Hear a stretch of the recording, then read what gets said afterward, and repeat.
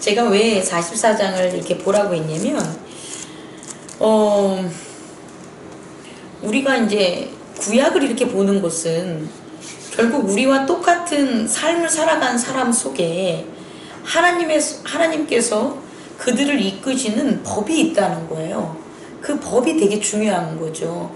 우리는 이 땅을 살아가면서 나름대로 우리들 자신만의 법이 있어요. 그러니까 우리가 그냥 막 사는 게 아니라 아침에 일어나서 또 무엇을 먹고 무엇을 하는 여러 가지들이 다 법에 따라서 해요. 그거와 마찬가지로 하나님께서도 하나님의 법이 있어요. 그렇다면 우리는 이 땅에서 우리가 따랐던 우리의 법들을 그곳에서 우리가 나가야지. 내 법은 내 법이 잘못됐어. 나는 하나님의 법을 따를 거야. 이런 게 우리의 어떤 노력이라든지 능력이라든지 이런 걸로 이루어진다는 생각을 가지면 안 된다는 거예요. 제가 얘기하고 싶은 건. 그건 진짜 착각이에요.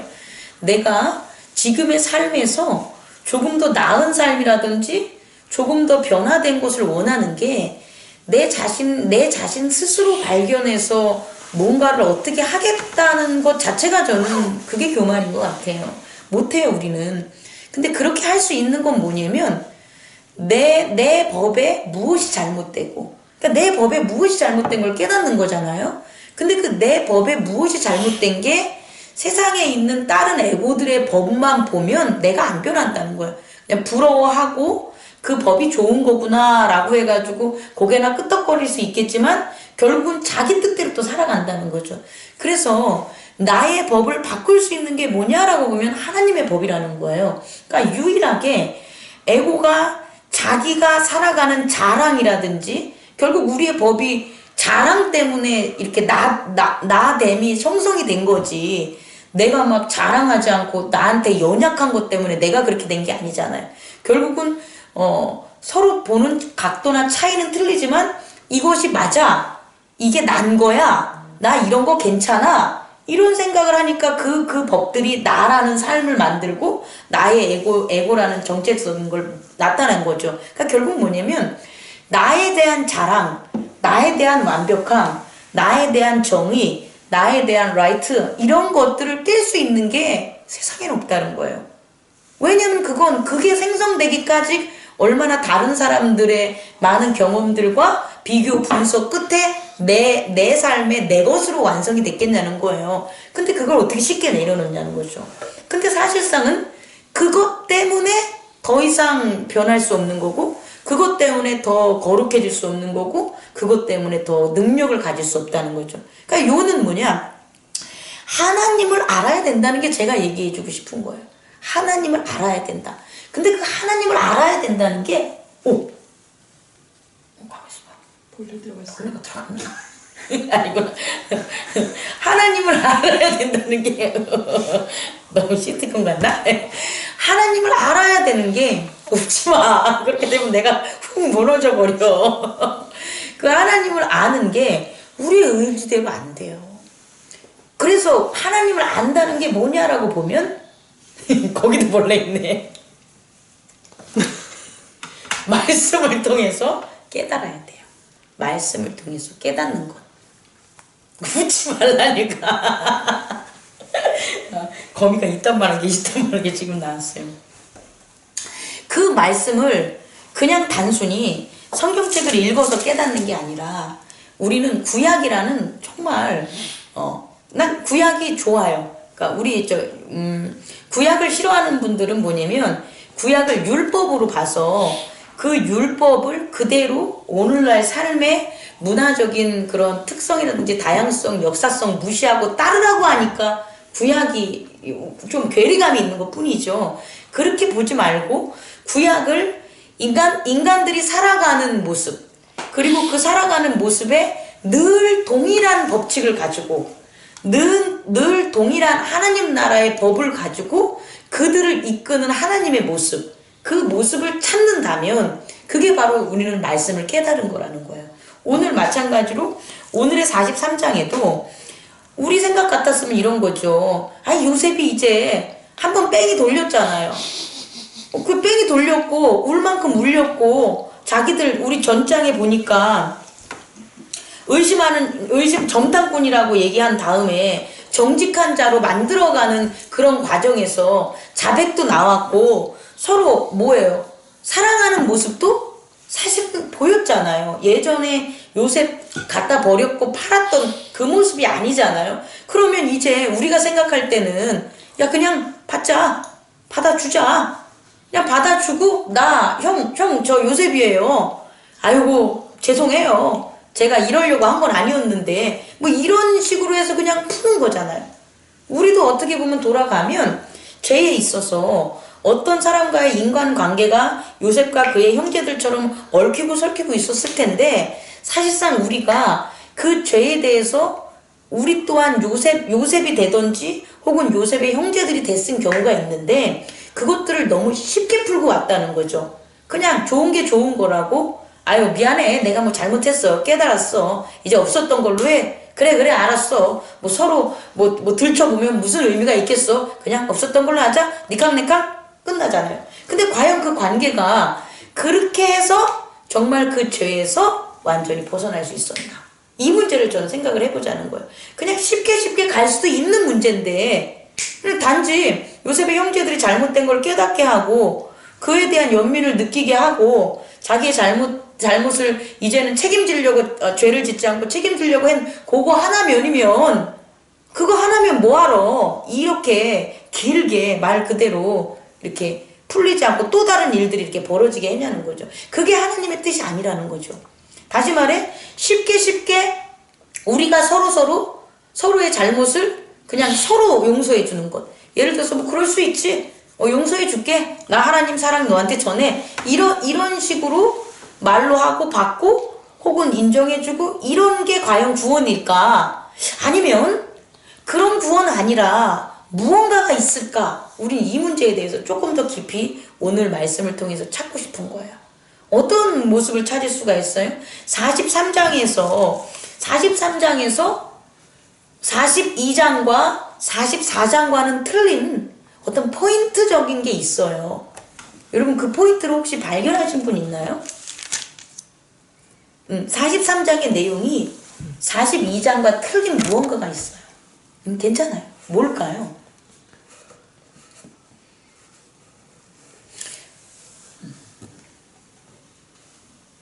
눈 깜빡깜빡거려. 우선 있잖아요. 그동안 아들들의 이야기에서 중요한 그런 위치가 나타나지 않았던 아빠의 모습이 나와요. 오늘 사실 이 창세기 43장의 핵심은 누구의 결심이냐면 야곱의 결심이에요. 야곱이 가기 전까지 어디 있냐면 뭐 10장 있잖아요. 11절 43장 11절 이전까지는 야곱이 지금 아들들을 탓하고 있어요.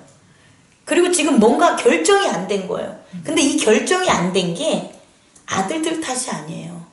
누구의 탓이냐면 아버지 야곱이에요. 아버지 야곱이 이미 문제에 대한 건 가지고 왔어요. 어떻게 우리 형제 시몬이 지금 인질로 잡혀 있다. 그리고 내려갔는데 곡식은 구해왔는데 그 시몬은 거기 잡혀 있다. 근데 좀 이상하다.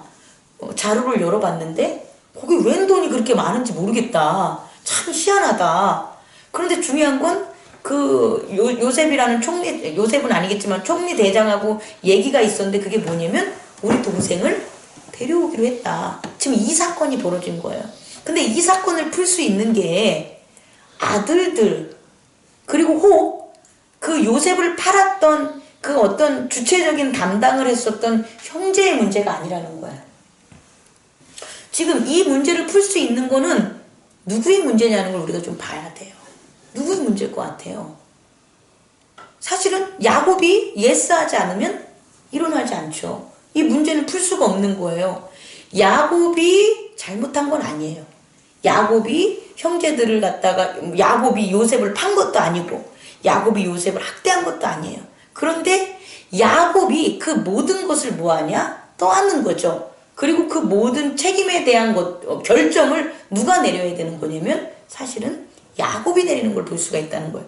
그런데 그동안에 있어서의 야곱의 모습은 성경에 세밀하게 기록되어 있지 않지만 오늘 43장의 내용만 보더라도 뭐냐면 38절만 됐어도 슬퍼하고 야곱이 결정을 못 내리잖아요. 그리고 시간이 흘러간 거예요. 그리고 그 땅의 기근이 어땠다? 더욱 심해진 거예요. 그 다음에 10절을 보니까 우리가 지체하지 아니었다면 벌써 2번이나 갔다 왔겠어요. 이 얘기는 지금 그만큼 야곱이 결정을 못 내리고 있어서 딜레이 되고 있다는 거예요. 이게 뭐냐는 거예요. 저는 지금 왜 야곱은 어떻게 보면은 형제들의 문제 같을 것 같았어요. 우리가 이제 지금 요셉을 갖다 판 거는 형제들이 요셉을 시기해서야 라는 그런 어떤 시각으로만 봤는데 좀 더 우리가 이 야곱의 가족이라는 그 확대를 한번 해서 봤더니 그 야곱의 가족에서는 누가 그 핵심 키를 가지고 있냐 봤더니 형제들이 아니고 누구였다? 아버지 야곱이었다는 거예요. 그러면 아버지 야곱을 이제 우린 좀 봐야 되는 거예요. 아버지 야곱을 이렇게 모습을 봤더니 어떻게 나옵니까? 1절에서 한 9절까지의 모습에서 보면 야곱이 우선 6절에 이렇게 얘기 나오죠. 이스라엘이 이르되 너희가 어찌하여 너희에게 또 다른 아우가 있다고 그 사람에게 말하여 나를 괴롭게 하였느냐. 그러니까 지금 이 야곱이 가지고 있는 게 뭔가를 봐야 되는 거예요. 야곱은 이 말에서 야곱이 가지고 있는 게 뭘까요? 우리 한번 얘기 좀 나눠봅시다. 야, 니들 왜 이제 지금 요 얘기하기 전에는 뭐냐면 이제 2절에 보니까 그들이 애굽에서 가져온 곡식을 다 먹으니까 그 아버지가 그들에게 이르되 다시 가서 우리를 위하여 양식을 가져오라. 다시 가서. 그럼 그 다시 가서가 어딜 거냐는 거예요? 애굽밖에 없겠죠. 애굽밖에 없는데, 그죠? 가나안일 땐 다 기근이니까. 근데 지금 이거 엉뚱한 얘기하는 거잖아요. 아닙니까? 지금 애굽에 못 가는 사정이 있잖아요. 애굽에 못 가는 사정이 분명히 있고, 그래서 지금 자식들은 가지도 못하고 형제들은 끌려가 있는 시몬을 갖다가 걱정하고 있는 애들이 있는가 하면 한쪽 면에서는 베냐민을 달라고 데려가겠다고 하는 그런 형제들도 있을 거 아니에요. 그런 걸 다 아는데 야곱이 실제적으로 뭐를 못 내리는 거예요? 그걸 외면하는 거예요. 그 문제를 외면한다고요. 야곱의 문제. 그러니까 지금 우리가 이 땅에서 살아가면서 하나님을 알지 못하는 이유가 뭐냐? 하나님을 정말 알지 못하는 이유가 뭐냐라고 보면 하나님이 우리한테 안 알려주셔서 모르는 게 아니라 우리가 하나님을 알 수 있는 법을 모르는 거죠. 근데 그 하나님의 법을 알지 못하는 가장 대표적인 게 뭐냐면 외면하는 거예요. 외면. 나는 이 사건에 아무런 잘못이 없어. 나는 이런 일이 벌어진 거에 대해서 책임이 없어. 이건 아들들이 자기들끼리 시기하고 질투해가지고 이렇게 일이 벌어진 거고 나는 오히려 피해자야. 나는 아들을 잃은 피해자야. 난 너무 슬퍼. 그리고 니네들 꼴도 보기 싫어. 하지만 꼴도 보기 싫어도 내가 너희들을 버릴 수는 없으니까 데리고 사는 거야. 저는 야곱의 면에서 이런 모습을 발견하는 것 같아요. 이렇게. 근데 사실은 이런 야곱의 모습이 결국 우리들에게도 이끌려면요.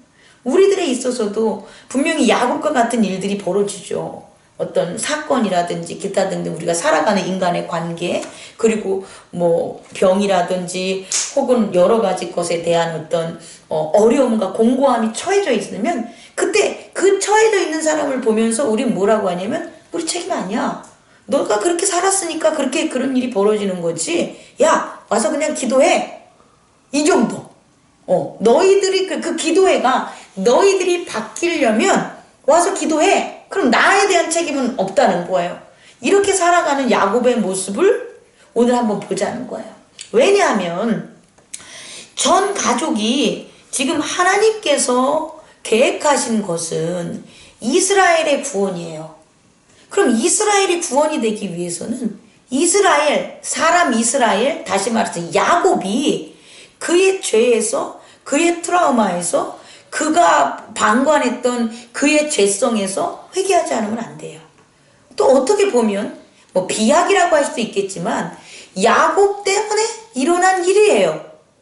야곱이 라헬과 누구죠? 레아를 그 첩도 비라와 한 명 생각 시바인가요? 시바는 아닌가?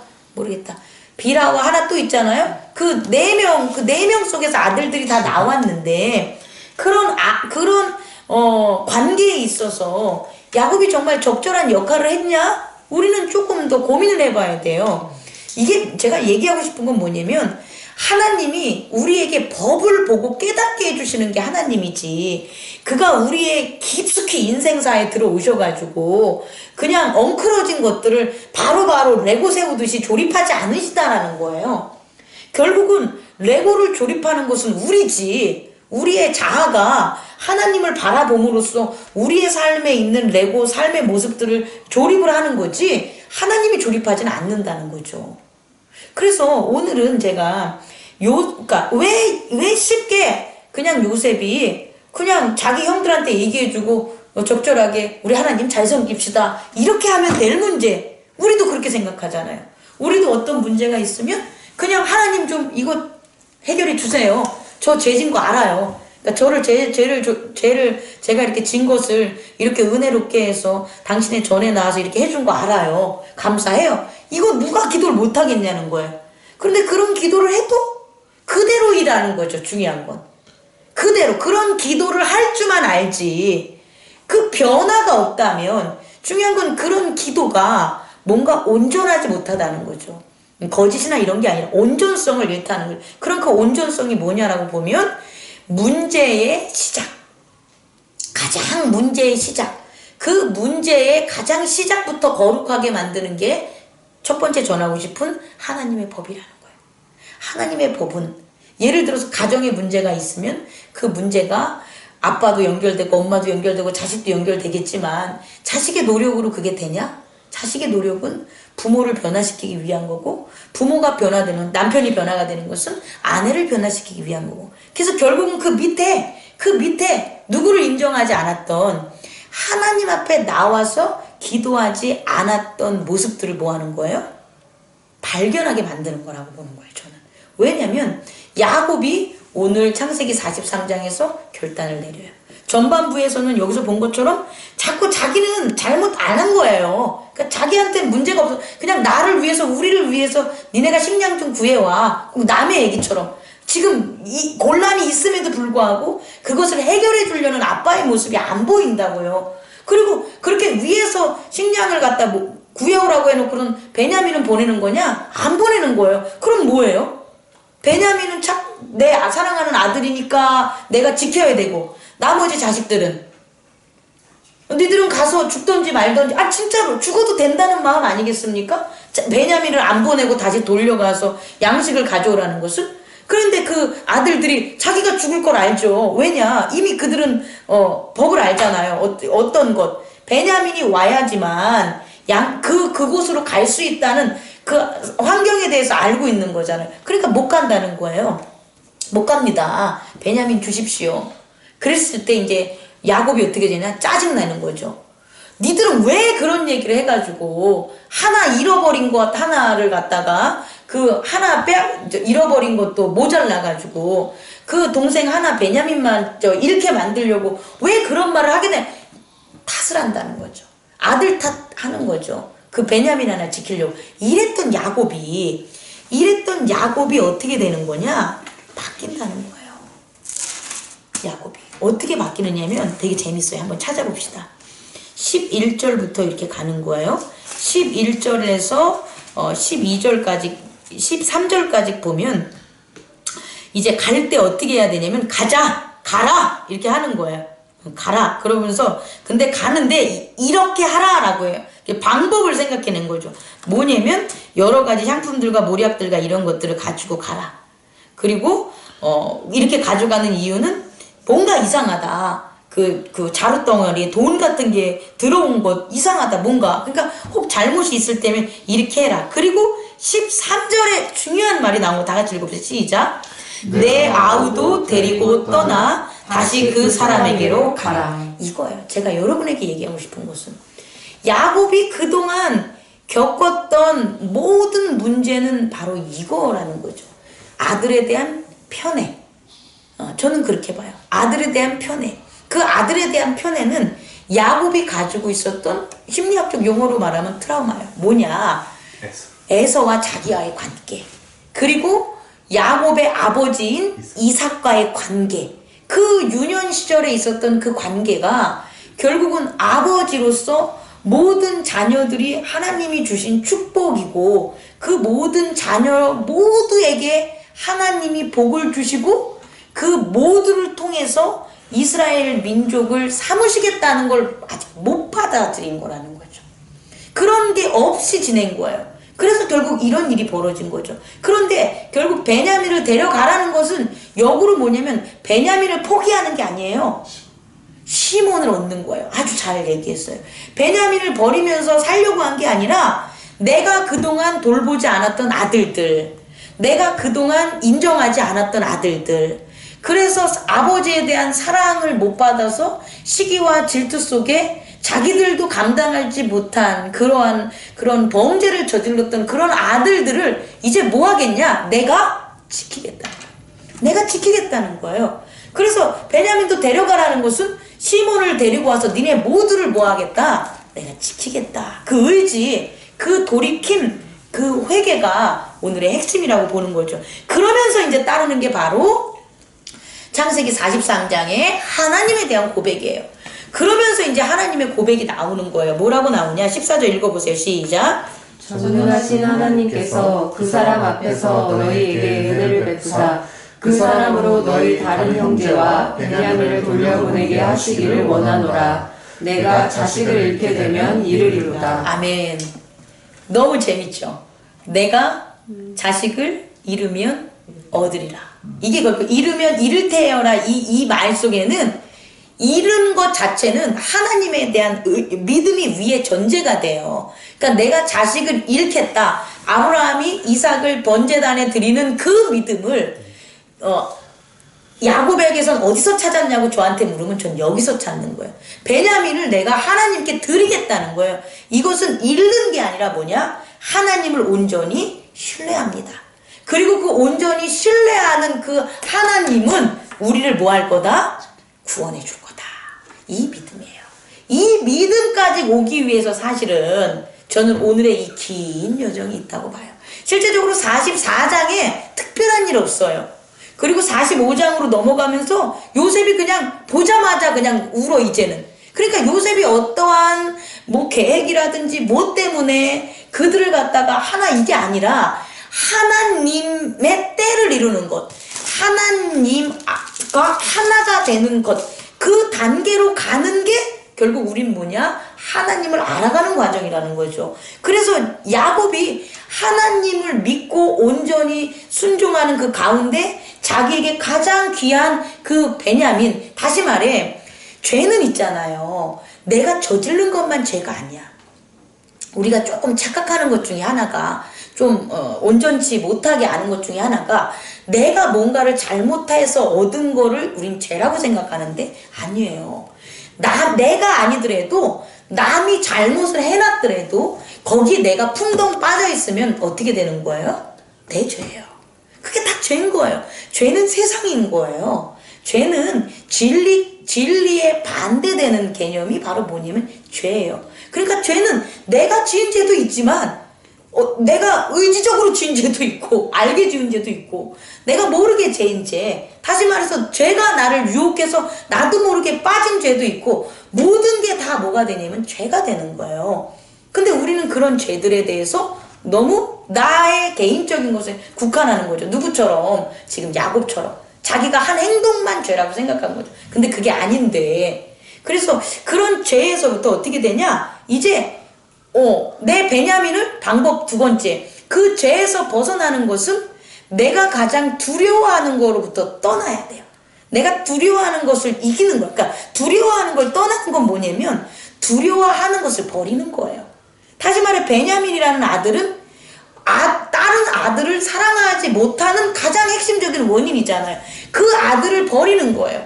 그러므로 좀 아까도 얘기했지만 다른 모든 아들이 뭐 하는 거예요? 얻게 되는 거예요. 그러니까 우리의 회개는 여기에 있다는 거죠. 우리는 우리가 가장 소중히 여기는 것, 그것 때문에 못한 걸 버릴 준비를 해야 돼요.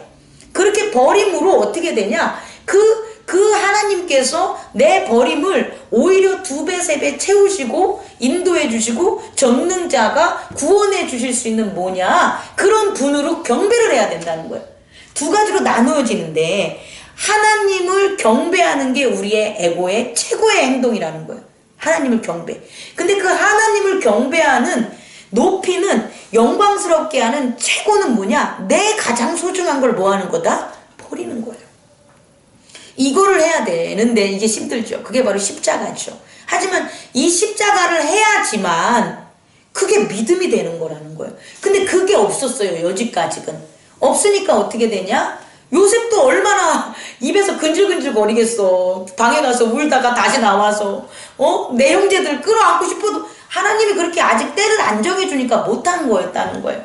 그런데 하나님이 하나님의 때가 열리는 거죠. 그때는 누구의 때냐? 하나님의 법칙을 깨닫는 거죠. 믿음으로. 하나님의 법칙은 뭡니까? 그가 전능자라는 거예요.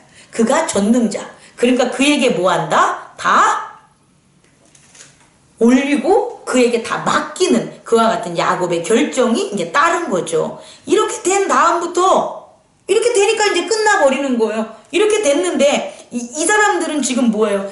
자기들은 지금 엄청난 고민과 걱정을 한 거잖아요. 그리고 가장 일생일대의 중요한 모든 걸 이제 한 거예요. 그러면서 제 생각은 그래요. 여긴 기록은 안 돼 있지만 베냐민을 데리고 오는 그 형제들의 마음은 어땠을 것 같아요? 그들은 완전히 회개했을 것 같아요. 왜냐? 진짜 야곱이 우리를 아들로 인정하는구나. 응? 우리의 형제 시몬도 아들로 인정하는구나. 아버지가 정말 우리의 아버지구나. 그런 어떤 마음으로 나를 보호해주는 그런 아버지. 그 사랑을 받은 거죠.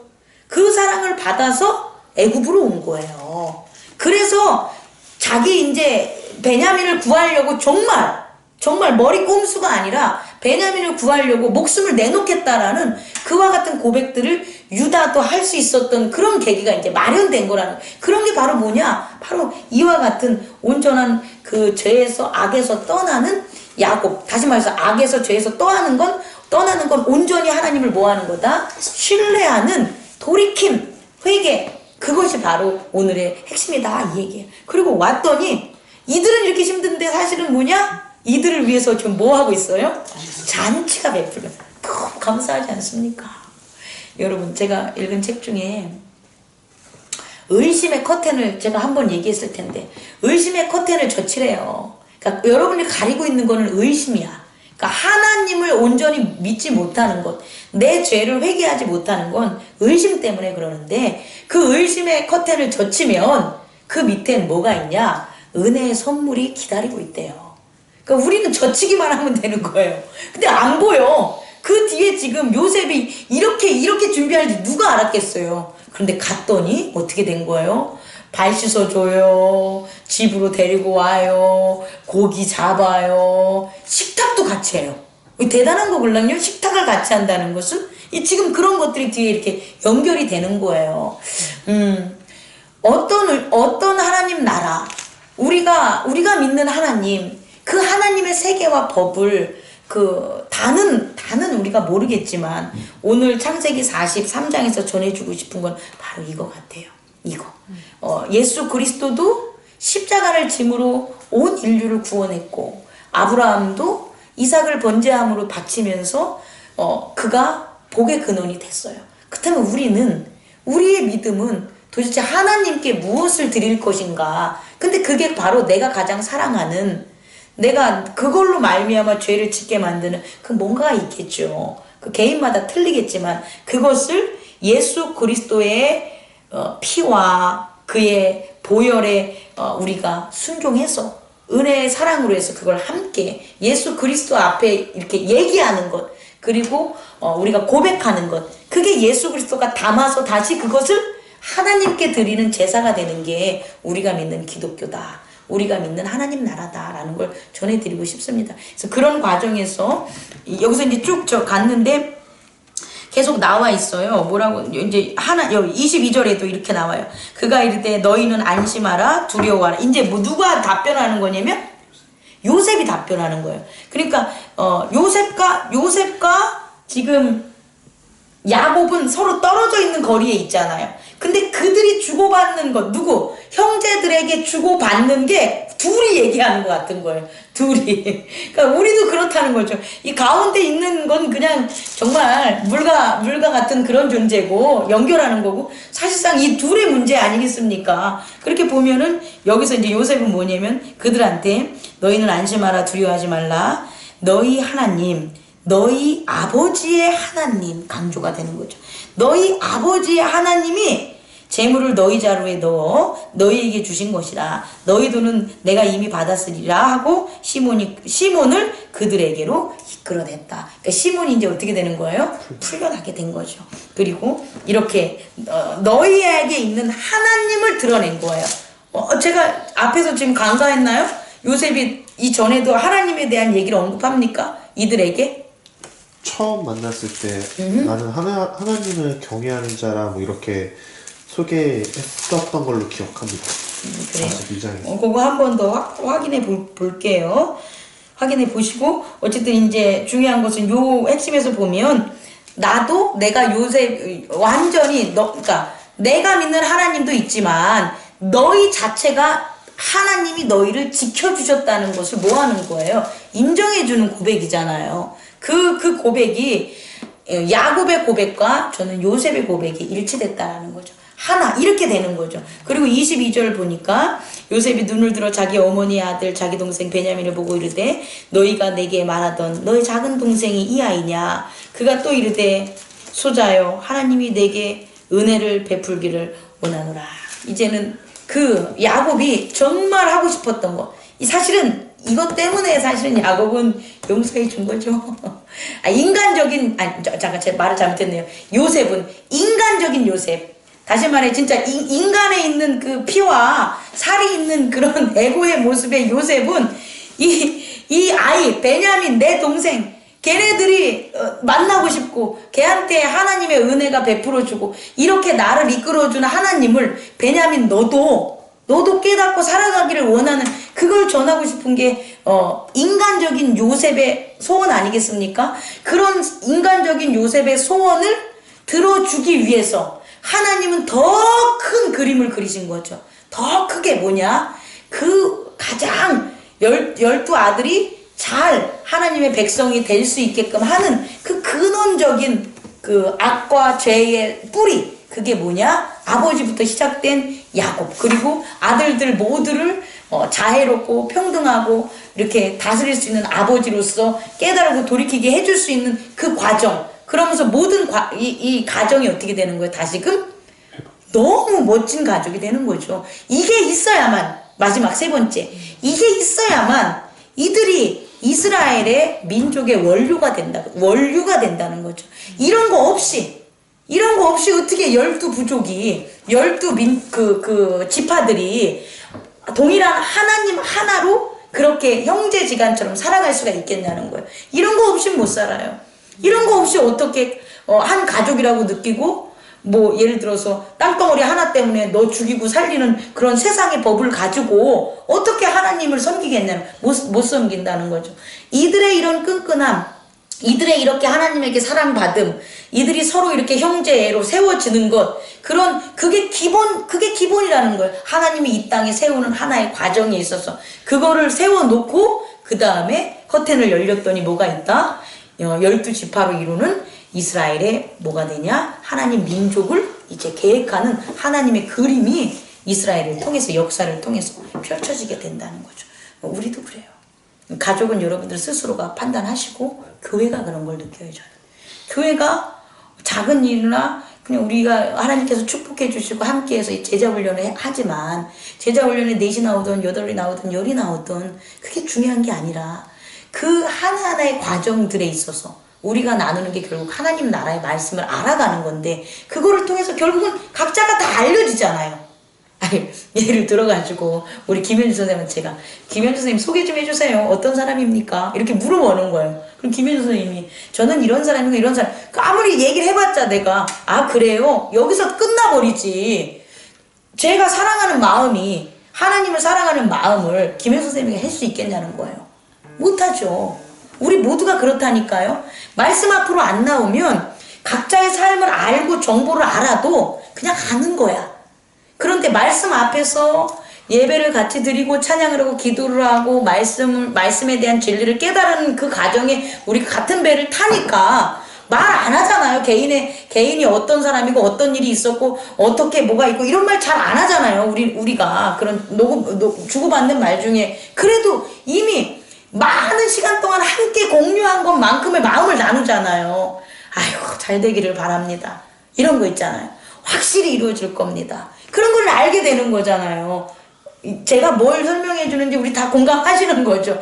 그런 것이 세상에 피크닉이라든지 동호회라든지 뭐 유익이라든지 먹고 마시는 거에서는 그런 게 안 생긴다는 거예요.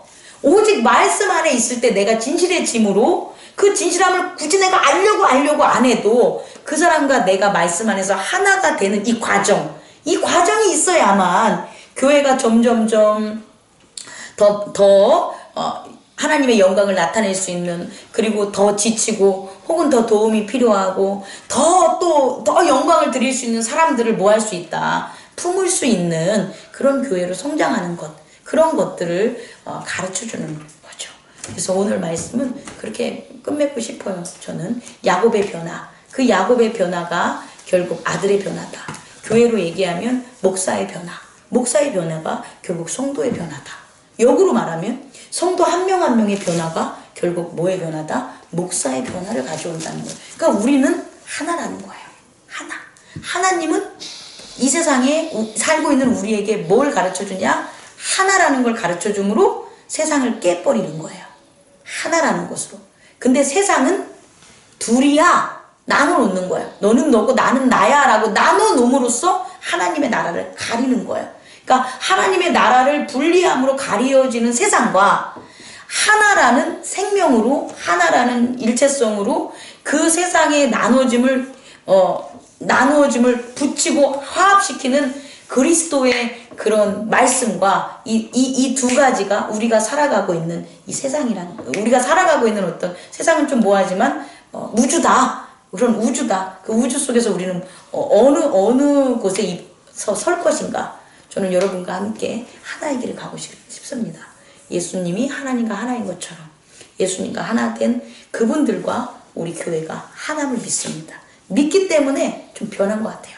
그런 걸 믿으니까 교회가 변하고 성도가 변하고 또 앞으로 우리 성도가 다 그걸 믿어감으로 더 큰 변화와 더 큰 영광이 저와 여러분과 교회에 있기를 저는 확신합니다. 네, 꺼주시기 바랍니다.